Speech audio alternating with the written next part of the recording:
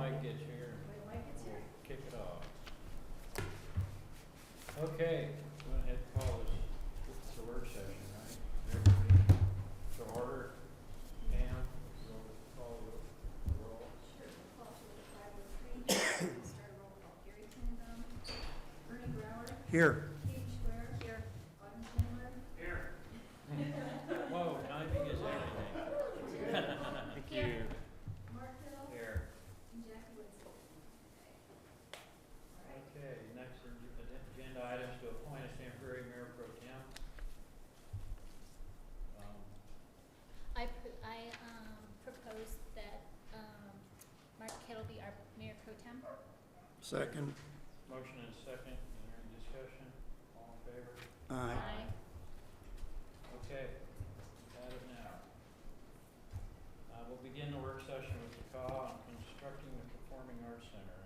And who's going to take this? Susan? I'll kick it off, and Mike is probably going to tag team a little bit with me, but I think a lot of the council really could benefit from a more in-depth discussion about TACA and the Willits Town Center land use approvals and how this parcel that they want to put the Performing Arts Center got created.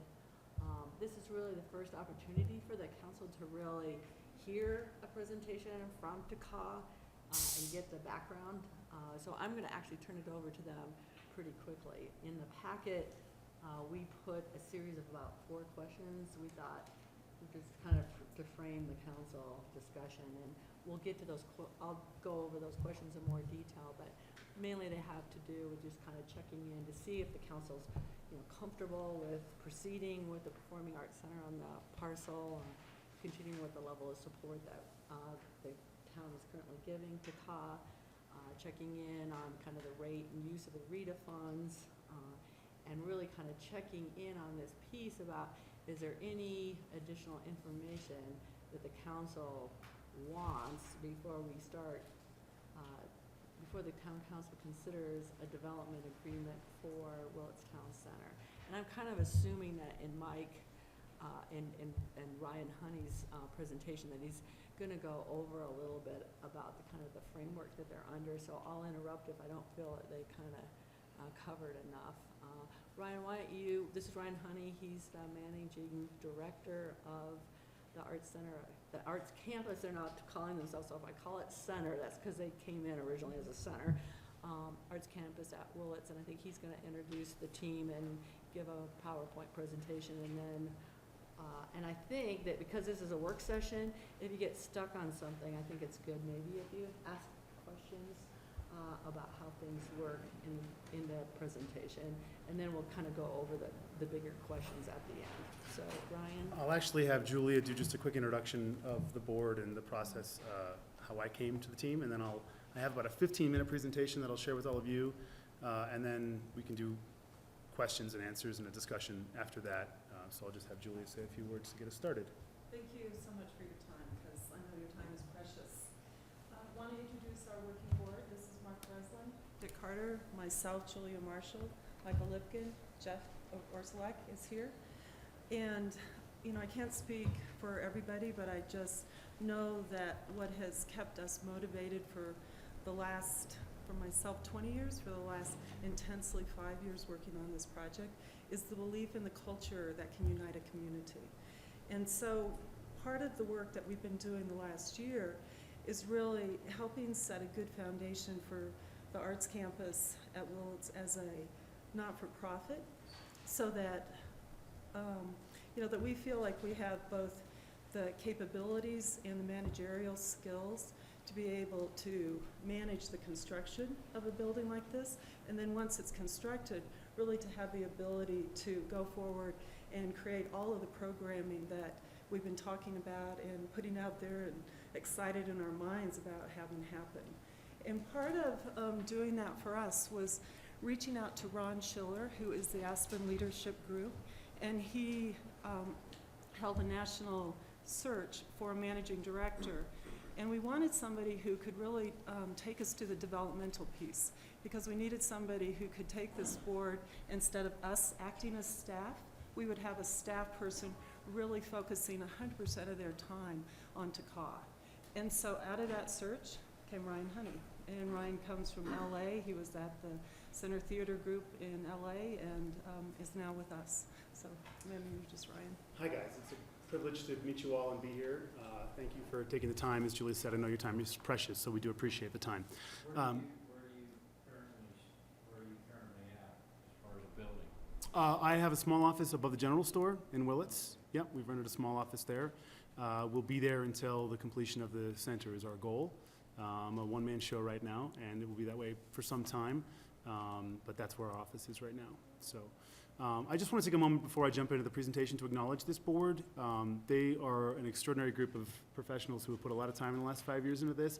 I did some napkin calculations to figure out how much time they've actually put in over the last 5 years before I came on board, and based on the schedule that they keep as a board, they put in about 5,000 hours of volunteer time into the project, and in addition to that, they've contributed over $100,000 worth of professional services, and they've all made a personal financial commitment to TACA. So I just think that's a great context for this conversation, and I just want to acknowledge them and say how proud I am to be part of this team. I also feel very privileged that this professional opportunity happens to be in Basalt. My family and I are thrilled about being here and living here. So before I dive into the update, I wanted to share a little bit about who I am. My previous employer was Center Theater Group in Los Angeles, which is one of the largest nonprofit theater companies in the world. We have the Amundsen Theater, the Mark Taper Forum, and the Kirk Douglas Theater in Los Angeles. We're the largest theater in terms of, I was part of the largest theater in terms of audience per year. So I was tasked as their director of the 50th anniversary campaign. It was a $120 million campaign for their 50th anniversary. I was in charge of the whole thing, everything from budgets to staffing to strategy to board management, donor relations, all of it. And I'm happy to say that they are getting ready to break ground on their brand new building, which was an integral part of the campaign. And looking forward, they're actually very excited at the prospect of collaborating with TACA. The small theater there, the Kirk Douglas Theater, is about the same size as the project that we're proposing, so there's some opportunities to bring some of the great art that they're producing there. I also have experience building organizations from the ground up, and I know the challenges that come with that.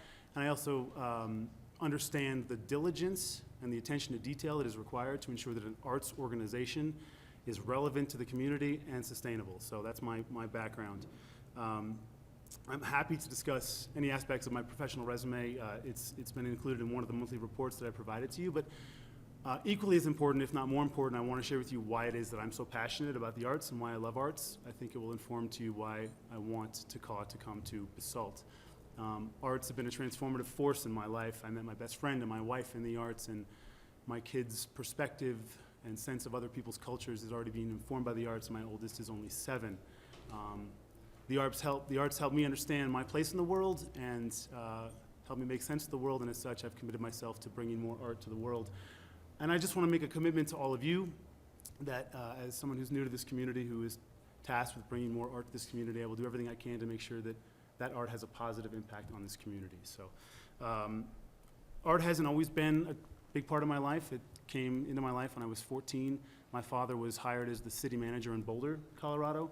So we moved from Portland, Maine to Boulder, Colorado, and I immediately found a community in the theater, and that started a journey in the arts that continues today. I went from being an enthusiast of the arts to a student of the arts to a creator of the arts to then a working artist, and now I believe I found my calling as an arts administrator. And this journey, of course, leads me to you all, into this community, into this town, and to TACA. My wife Amy and I, to get acclimated to this wonderful place, we've been talking to folks and meeting people, and we've been feeling very welcome. We've been reading the newspaper, we've been collecting flyers, I've been signing up for newsletters left and right. And I mentioned the newsletters because there was one that really caught my eye, and I wanted to share with this group today. It's actually from the Art Base, an organization you guys all know well, and I had a great meeting with Jenna last week, and very excited to work with her as a peer. Hi, Jenna. There she is right there. Just great to have her here. So this came out last week, and it struck me, and I just want to read a piece of it because it really hit home. Arts have a social impact. University of Pennsylvania researchers have demonstrated that a high concentration of the arts in a city leads to higher civic engagement, more social cohesion, higher child welfare, and lower poverty rates. A vibrant arts community ensures that young people are not left to be raised solely in a pop culture and tabloid marketplace. Now, this is fantastic to me to see that scientists have quantified this to be true. I've known it to be true from my lifetime in the arts. I know it to be true because I took my kids to the art base last Saturday and saw the engagement that they had. But I want to highlight the words, a high concentration of the arts. In my short time here, I've noticed that there's a tremendous amount of artistic creation happening up and down the valley. But here in Basalt, you have the art base, and they're a wonderful organization, but I don't believe any one organization can do anything alone. To reach that high concentration of the arts, there needs to be more of a dedication to the arts and more arts in Basalt, and I believe TACAW can help us get there. The programming that we intend to present can enhance and amplify the impact of the existing arts organizations that are here, and hopefully, if we're successful, it will spawn even more. I believe TACAW represents a tremendous opportunity to have 21st century diverse and eye-opening performance right here in our backyard, and it's an opportunity to improve the economic, educational, and social well-being of Basalt. It's also an opportunity that's ready to be realized right now. So you know I'm new to Basalt, I'm new to the project, and so for my benefit as well as for the benefit of anyone who is not aware of the history of TACAW, I just wanted to go ahead and go through the timeline of TACAW. So then in 2001, the Basalt Town Council approved the PUD for Willits Town Center. They set aside a parcel of land called the Town Park Arts Center tract for the future construction of a performing arts center. As part of the PUD, the council also adopted a 1% real estate transfer assessment, a RETA, that would generate funds. 50% of the RETA funds were restricted to support the center, and the remaining 50% were allocated to use in and around Willits as determined by the town of Basalt. And then in 2009, the TACAW board was formed to begin to explore the possibilities for building the center that was envisioned in the PUD. And then 2 years later, in 2011, council unanimously approved a memorandum of understanding that gave TACAW access to the 50% of the RETA funds dedicated for the Performing Arts building so they can move the project forward. Now, 2015 was a big year for TACAW. A lot of things happened. The first of which was the town of Basalt commissioned a third-party consultant, Joining Vision and Action from Denver, to assess the viability of a performing arts center in Willits. The results of this study were overwhelmingly positive, with a conclusion being that it was the right time for TACAW, that TACAW is in the right place, and that TACAW will succeed. Based on these conclusions, JVA titled the study The Arts Center at Willits, Further Strengthening the Mid-Valley Through a Culture of the Arts. I encourage you all to revisit the study. It's a terrific analysis on TACAW, but also it identifies TACAW as an important component of the emerging arts economy here in the Valley, which I think is critical. It's on our website at www.tacaw.org. I'm happy to provide copies if you need them.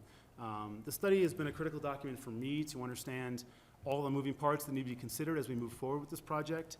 It's also informing our work as we move forward, so I appreciate the fact that the town commissioned that in 2015.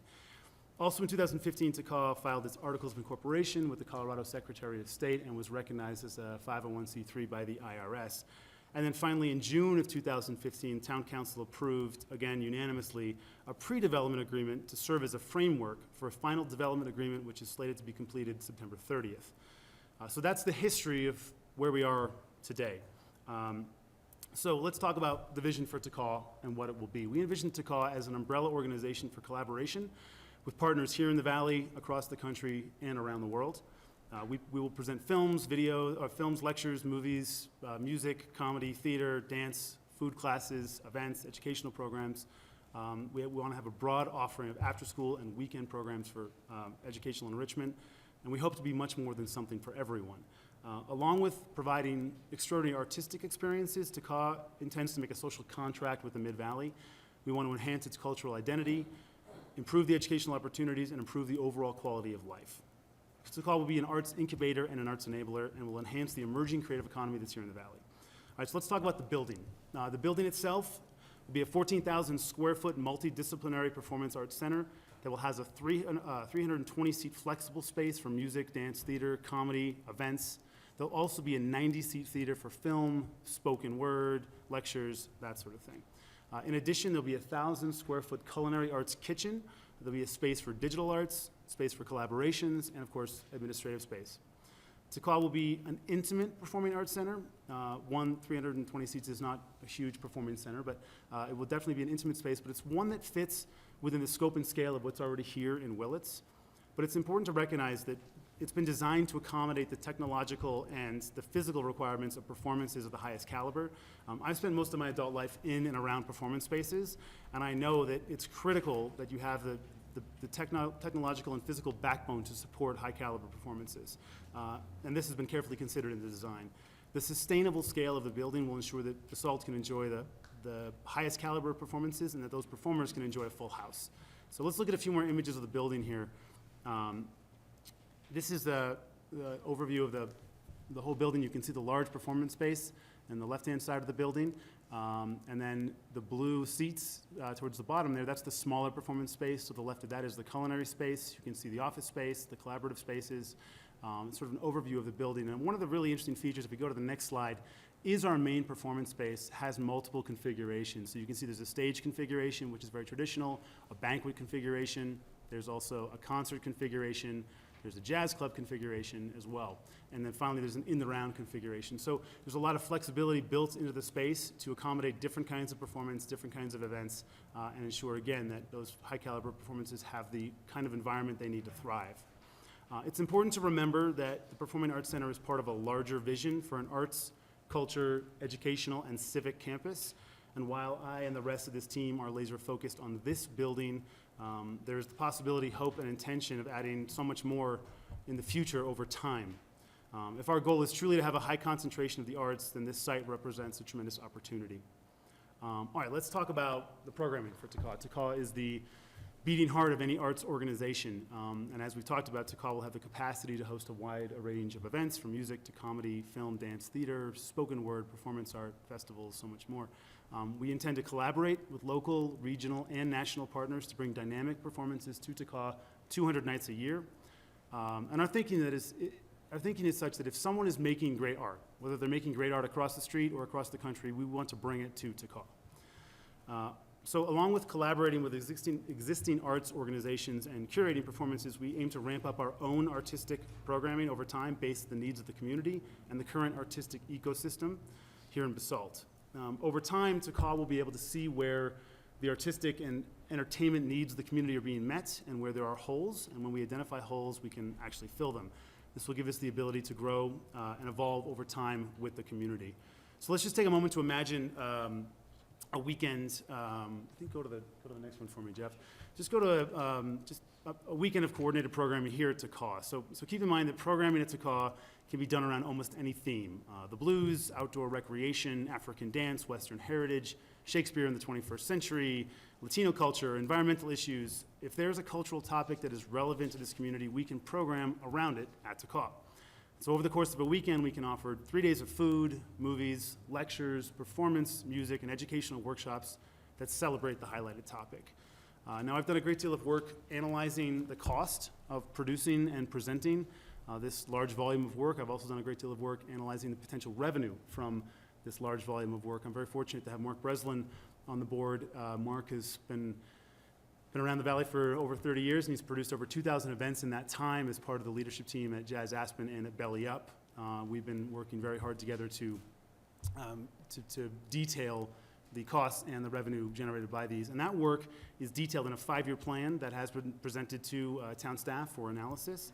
And our assessment in that 5-year plan gives me confidence that we can sustain a robust performance calendar that will enrich the culture of the Mid-Valley, that we will remain accessible to all the people that live here. And I want to just really emphasize that point. Accessibility to the arts is really important to me. TACA can't become a playground for just a few people in Basalt. It really needs to be accessible to all those that live here. So we've tried to build into our models ways that we can remain accessible to everyone that lives here. I'm also confident that TACA can be sustainable. I want to highlight on this page the RITA overview that we've done. It's worth noting that this board and I intend to use the RITA as a spark for this project. We believe that TACA is the best use of the RITA and that it will quickly show a return on the investment. But it's our intention to ensure that the RITA funds can serve as an endowment for this building and for the larger campus well into the future. And our analysis shows that this is really possible and that the RITA will be sustainable over the long term, which is very important to all of us. So in addition to preserving the resources for future investments in the arts, TACA is predicted to have a tremendous positive economic impact on the town of Basalt. I would refer again to the JVA study. They provide a detailed analysis of how art centers generate spillover spending, and they also provide estimates of what can be expected locally from TACAW. Based on the study, Basalt can expect over $787,000 in spillover spending generated annually by activity at TACAW in a typical year. Keep in mind that this figure is based on guests spending the national average of about $25 before or after a performance above and beyond the ticket price.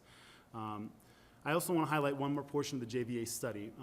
And the JVA study contains numerous examples of other communities that were reinvigorated or transformed by the addition of a performing arts institution. And one of the examples of these is in Grand Lake, Colorado. It's a town of 500 people that has a large seasonal influx of visitors and tourists. In 2011, the Rocky Mountain Repertory Theater opened a new theater there with 297 seats, which is just about the same size as the theater that we're talking about. And to say it has had a positive impact on the community would be an understatement.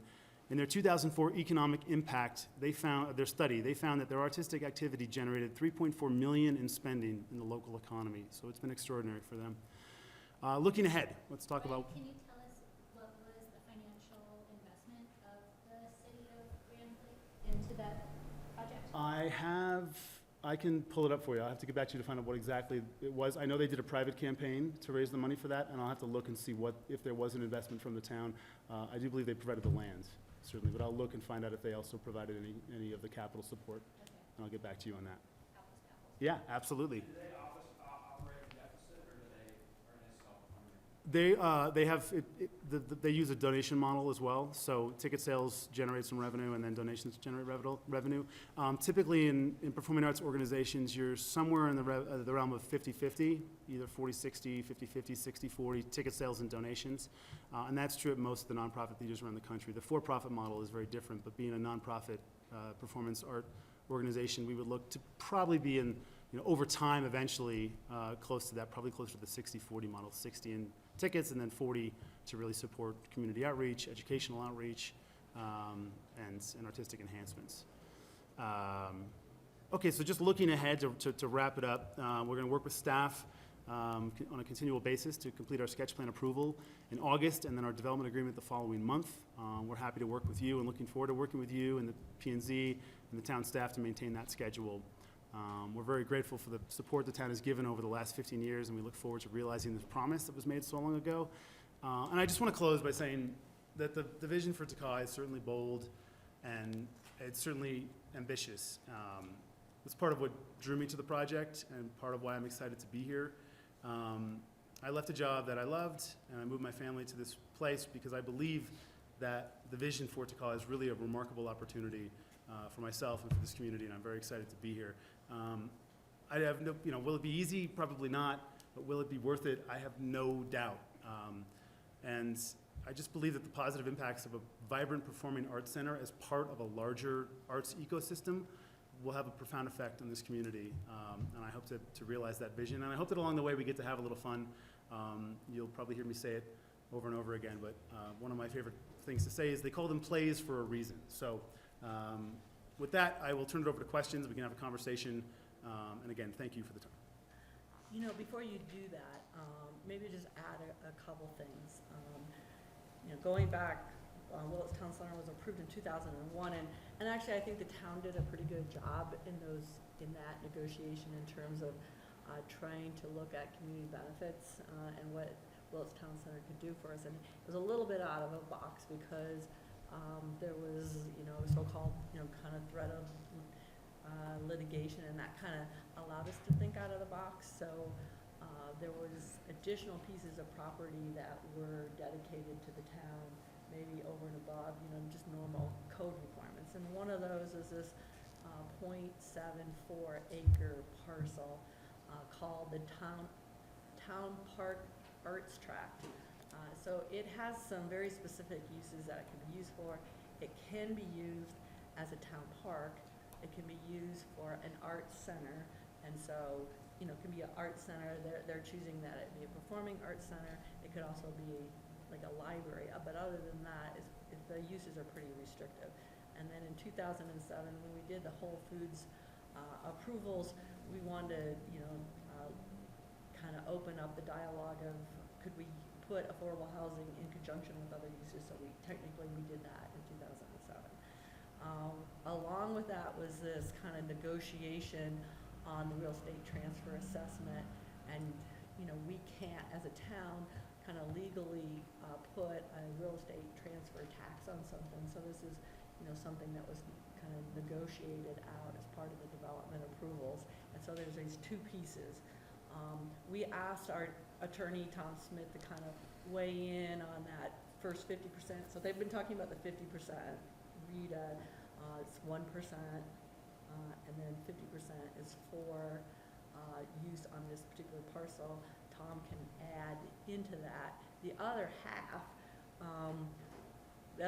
has been a big benefit to the town of Basalt. We have kind of overspent that. We used it for the roundabout. We kind of borrowed money from RAFTA on the underpass. So that's actually not kind of a source of the RETA. You know, kind of going back to what Ryan said, it's kind of a spark, it's part of the mix, but it's not really the funding mechanism. So right now, we basically, the town council is in control of two things. They're in control that they actually own that piece of property, and two, the money has been paid to the town of Basalt, so the town of Basalt can allocate that money, but it can only be used for particular uses. There's something else I wanted to add about that. So when we, you know, the more current history is a year old when the town council entered into the pre-development agreement, and so we had this performance deadline. We said, okay, go forth, go work on this. The town would like to see, originally they had this June of 2016 deadline for a final development approval, but there was some extensions, and then the town council, I think it was in May, extended that until September 30th. So right now, it's just a performance deadline. You know, they're supposed to have this done by then. There was the initial pre-development agreement included this, you know, go ahead, go out and spend $50,000. We'll process a supplemental budget request, and the town at that time wasn't that at that time, I'm just speaking out at that time, wasn't that concerned about the expenditure of the money because it's coming from a restricted fund. They didn't spend that much money in 2015, and we asked them during the budget process to submit, and this isn't in the, this piece is not in the packet. We asked them to submit their budget request for 2016, and they did submit a budget request for like $180,000. And the town, in the budget process, we decided that we'd only include $100,000 in the budget, kind of with the recognition that they could come back and ask for money. We'd have a more clear picture of the use of the money and how it's being spent, and so that's kind of where we are now, really. We've been spending the money to cause this. We have $100,000 in the budget. They had estimated that they would spend about $137 maybe this year. We thought that was a little light, just giving the current invoices that we were seeing. And then also, we're charging our consultant fees against that account also. So, for example, we asked Bruce Ellers, who's our financial consultant, to help us analyze, you know, the feasibility of TACA. And this came up in the pre-development agreement. I think Bernie was particularly interested in what the O&M costs were going to be, and were they going to be able to maintain the center through, you know, be able to continually fund operations once they are in business. There was also kind of interest. The town council had approved this policy about kind of disbursement of public property. This came up when we gave Habitat for Humanity the town lot, so we want to know the value of that. So we also asked TACA to have an appraisal of the property. Remember, we own the .74 acres. But we don't have that, it's in process, I expect it, I think we should be seeing that pretty soon.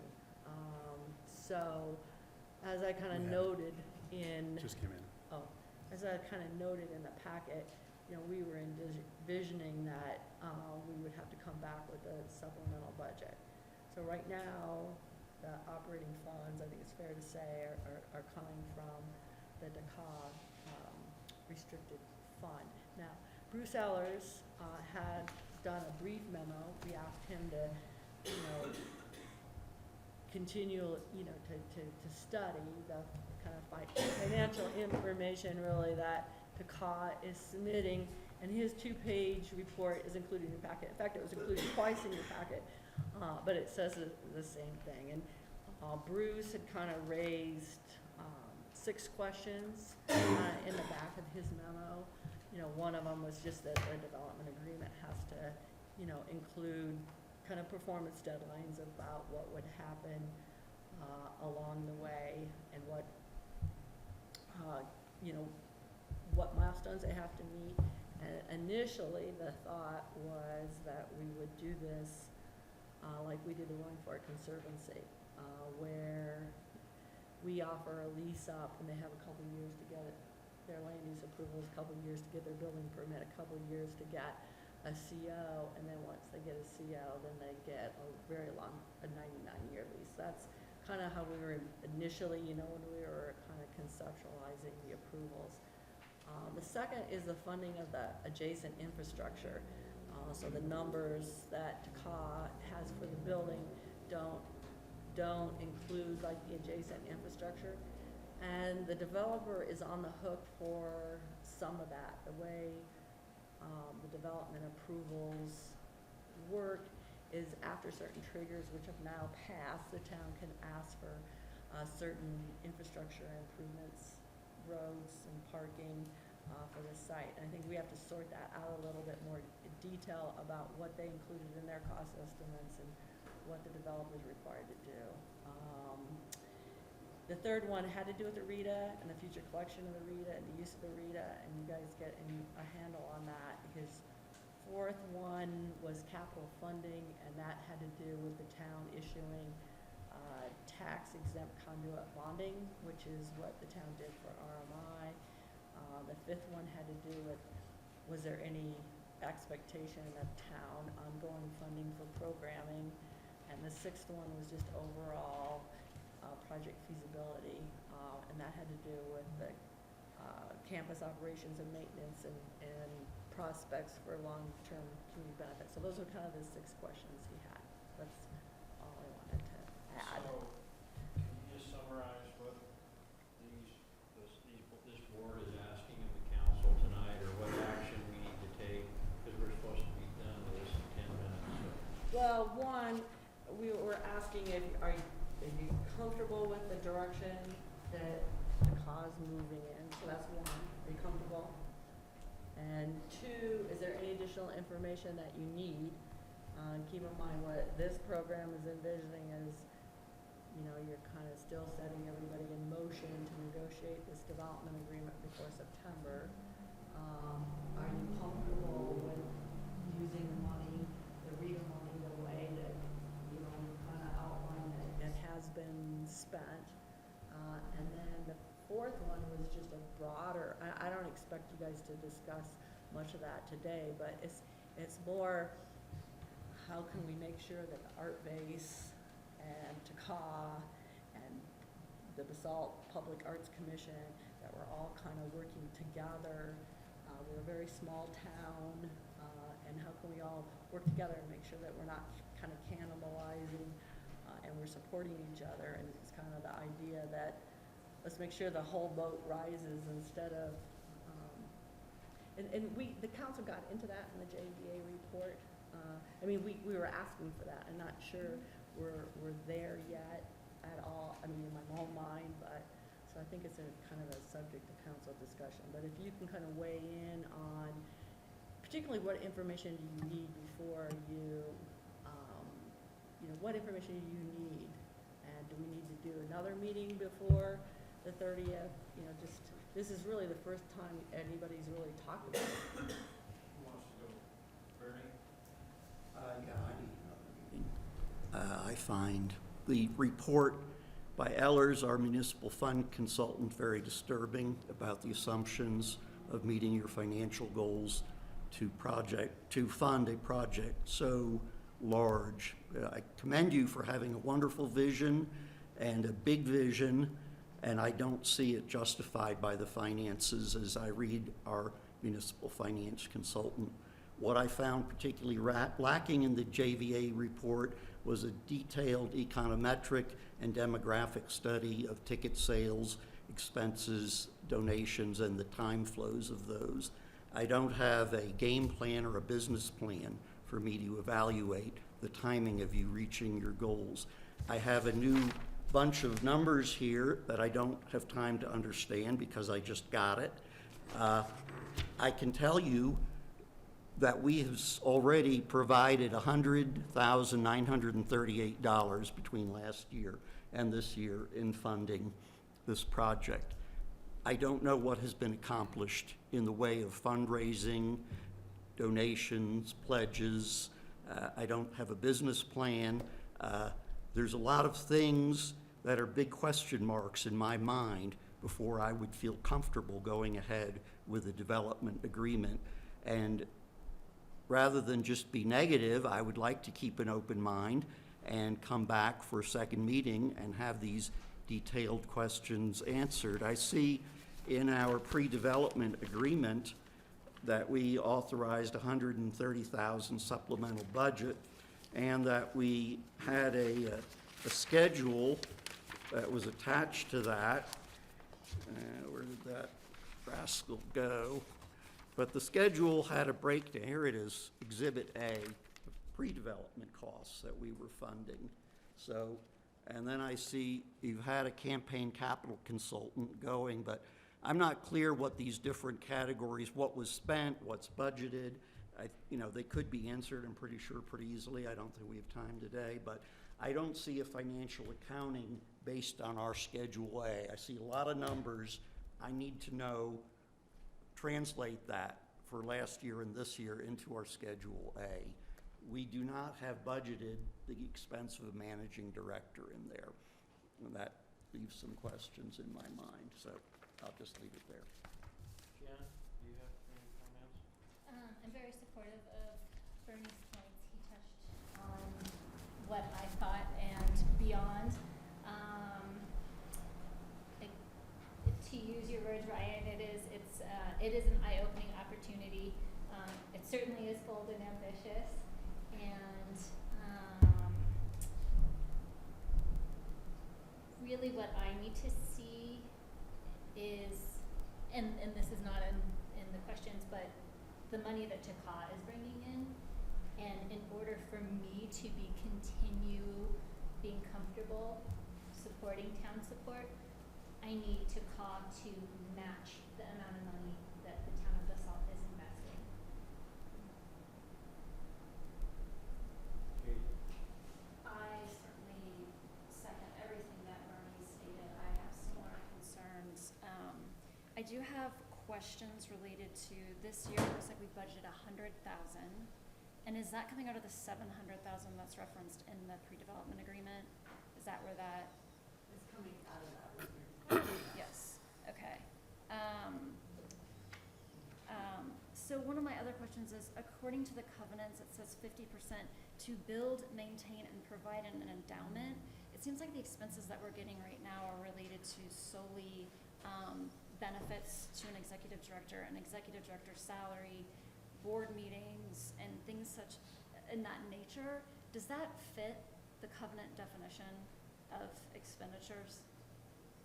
Well, I think the idea of the word goal, that you're kind of the seed work to get there, that within that definition. I think it just seems to me like a bit of a stretch, because in that it sounds very concrete, it sounds like a hard cost, and not all the soft costs that potentially get to that point. I also want to point out that in your description of the covenant, you neglected to state that the remaining 50% can be spent elsewhere in or immediately around the town of Basalt. You only reflected that it could be spent in the Willis Town Center. Apologies. So I just want to make sure that that's on record. On the But you pre-development. understand, she said that's been spent. That Yes, other 50. yes, but I just want, moving And forward, I'll have a follow-up question. moving forward, we all need to be very clear about what Okay. this Yeah. RITA is all about. Then my other question is related to the pre-development agreement, and it states exclusive developer as Takal. Was there an RFP, or how was this placed out to the public so that it could be an open process in which we could have multiple applicants? You know, we did, you know, as Ryan had indicated, there was some prior history, and kind of this memorandum of understanding that had happened before, so there had been some prior movement, and this was the group that was moving forward, so no, the town did not send out an RFP and say, you know, come, you know, organize and submit a proposal. Okay.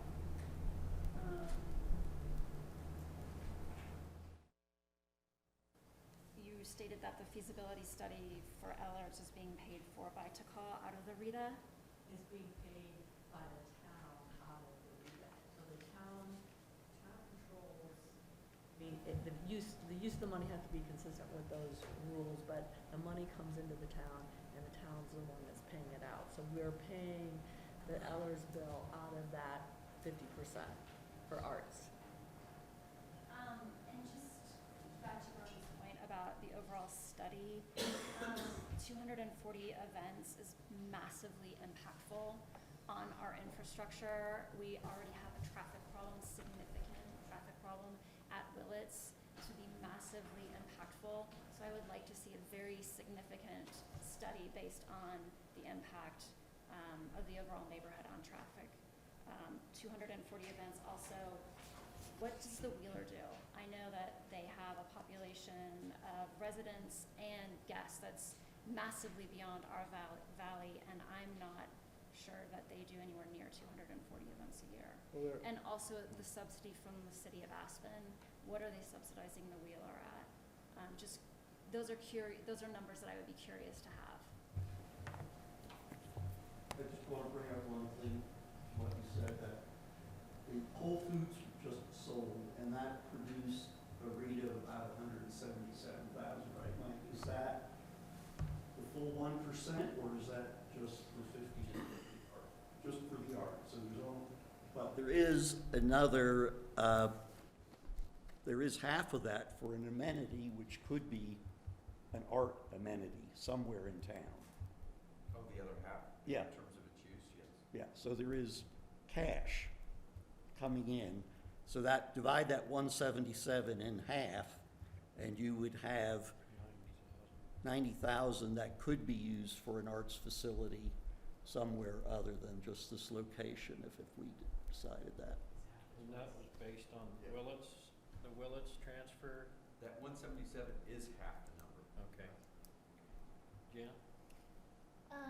A point that when we're discussing access to the RITA and the use of it in the surrounding areas of Basalt, I would like to open the consideration that EPAC be $1,000 to $1,500 a month that we're paying for the Basalt. I don't know what EPAC, Basalt Public Arts.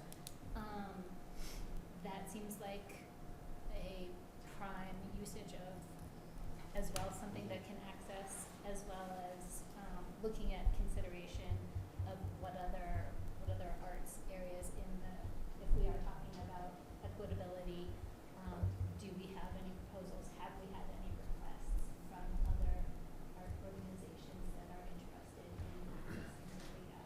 And has it been openly discussed, or are we just starting to have that conversation now?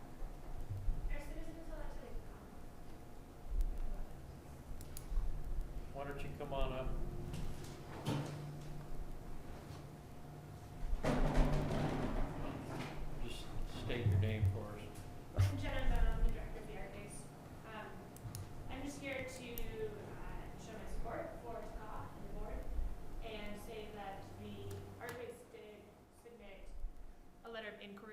to ask a question about RETA funds and, you know, their distribution in areas in and around the town of Basalt.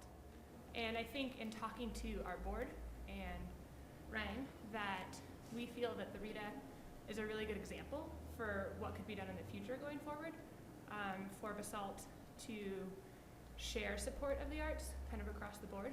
I think that the art base really believes in what we put in the newsletter, and that a high concentration of arts in the community is a good thing for everybody. And this idea of performing arts and visual arts are complementary and could be a really nice model. And Ryan and I meet weekly now and have creative ideas about what a collective membership could look like, what some joint fundraising efforts could look like. And I think it's really important that the town and the council know that the art base does support TACA and does believe in collaboration and the collective power of the arts. And our inquiry about the RETA is coming from a place of doing our own responsibility of investigating alternative sources of funding. A lot of my research shows that small towns with art centers, the art centers receive a significant amount of funding from that municipality. Breckenridge, for example, 70% of Breck comes from the town. Glenwood Springs pays their executive director's salary. And so trying to figure out what could be, you know, annual funding going forward that could be shared, and perhaps the Willits RETA is not the appropriate place for that, but is it a good model for what could happen in the future, and what could be equitable to really make sure that it's not Willits versus downtown, but it is a Basalt Master Arts Plan and us supporting each other. And I just want to add in, I'm a big believer in what the art base is doing, and look forward to creating that rising tide that will lift all the boats. Yeah, and I appreciate the board's work to foster collaboration, and I think that we can really do a cool visual and performing center here. I'll just, two quick comments. One, thank you for coming. I know this has been in process for a long time. It's a very cool and exciting vision. My fundamental concern about the project is looking at other performing arts centers. I'm worried that the town is gonna be on the hook after development to cover the deficit each year. I don't know enough about Wheeler funding or other community funding, but that really concerns me. How much is it? And is it gonna be a lot more or not than what we anticipate? When I was reading Bruce Kimmel's 2-pager, and it's a good report, but it's dark. In the second and third paragraphs, he basically says, he asks for a pro forma. And then he says, and then it needs to be reviewed by someone who knows this world to see if it makes money. I totally support that. He says they don't have the expertise, so presumably we're gonna farm that out to somebody. But I really would need to see a pro forma, because then he brings up, you know, these alarming concerns about just income. He says TACA would face enormous competition for expendable entertainment dollars, especially during the 4+ months of shoulder seasons. So that kind of fiscal success really concerns me, and I'd love to see, what is your sense of that? How do these things work in other communities, and what's the strategy that? Yeah, I speak probably best to that, coming from this world of being in the nonprofit arts sector. And so we've submitted to Bruce a detailed 5-year plan that outlines the income, the expenses, all of those, and how we made those assumptions based on ticket pricing, donations, how they escalate over year, how expenses go up. All those things are detailed in the 5-year plan. And Bruce is asking the right questions, and I believe we can answer them sufficiently to satisfy you. And if we need to bring in someone who's an expert in arts, you know, examining arts cultures and arts, performing arts centers, and let's do that to make you comfortable. But I do know that we were very conservative in all of our estimates that are behind the 5-year plan that you're seeing now. The ticket revenue estimates are quite low, the donation estimates are quite low, and that's done intentionally to ensure that we aren't stretching too far, we aren't trying to grow too fast, we're trying to stay lean, we're trying to stay mean, and make sure this is sustainable. But I do think that what we've given to Bruce, which is the basis for these questions, is he's asking the right questions, and if we go deeper, we can answer them. And so I look forward to that process with Bruce and with you all, because you're asking the right questions, and there are legitimate concerns. But you know, the study that was in Jenna's newsletter and the studies that are in the JVA, they show an investment in the arts for small communities pays off. And so I will work to make sure I can demonstrate that to you all to your satisfaction. Okay, Bernie? I just have to temper that with one statement from Kimmel, our financial advisor. We note that this concept for a performing arts and event center is untested in the Roaring Fork Valley, which is relatively sparsely populated on a year-round basis. My background is investment finance and risk. I'm very risk adverse for a town. There's no upside to a town for taking tremendous financial risk. I would suggest before we move on, we need somebody, perhaps Bruce's firm knows, a marketing, because I don't think that JVA report really looked at it this way financially. They looked at the opportunities and the wonderful benefits. We as a town, our first responsibility is our taxpayers and our costs and our long-term costs. So this gives me a great deal of concern. I don't know, maybe Bruce could recommend a marketing analysis firm that's expert in events and arts. Maybe you can come back with a good deal of information or send it to Bruce about the operation and cost of the Wheeler and the Aspen Theater, which only puts on about 4 or 5 productions a year in the summer in the city of Aspen with everything they have going. So that's one way we might look at it. And I'm not in a huge hurry. I want to get all the information and have time to evaluate it thoroughly. One final quick one, if you don't mind. Regarding going forward and what the budgeted amount is, requesting $136,000 for the year 2016, I advise to please not come back and ask for more, to stay within the boundaries of what has been set, that was set by previous council. We're a new council, and please respect. So are you guys clear on our questions? And Sure, I think your questions are all reasonable, expected, and I don't think any of us, because these are our areas of expertise, would be investing the time we have or coming with this request if we didn't think we had answers to every one of your questions, because they are the most basic threshold issues. And I'm afraid what we didn't budget was enough time this evening for us to try to respond to some of those questions, because I think we have very good, very real answers. I think we're consistent with a vision in 2001 when you were on the board then, Mark, Jackie was, when we really looked at Aspen 50 years ago and looked at where the music festival, the institute, the physics institute is, and realized that that's how you start and where you start. But we're pretty close to what's going on with the economics of Willits and the population, and we'll just get out there and answer your questions until you're as comfortable as we are. Simple as we that. look forward to meeting with you again, and I think one reason we didn't go out for an RFP is you are looking at the core group who's interested in making this happen. And they self-selected themselves, and the council at the time felt comfortable that they were the right people, and that's why we entered into the pre-development agreement. Thank you. There's one more thing I want to say. The funds that we need to raise and will raise, the donors that will support that are financially sophisticated, aggressive in the kind of questions they ask, and their expectations of sustainability are no different than yours or ours. So I think we're on the same page. Thank you. At this time, we're going to take a short break.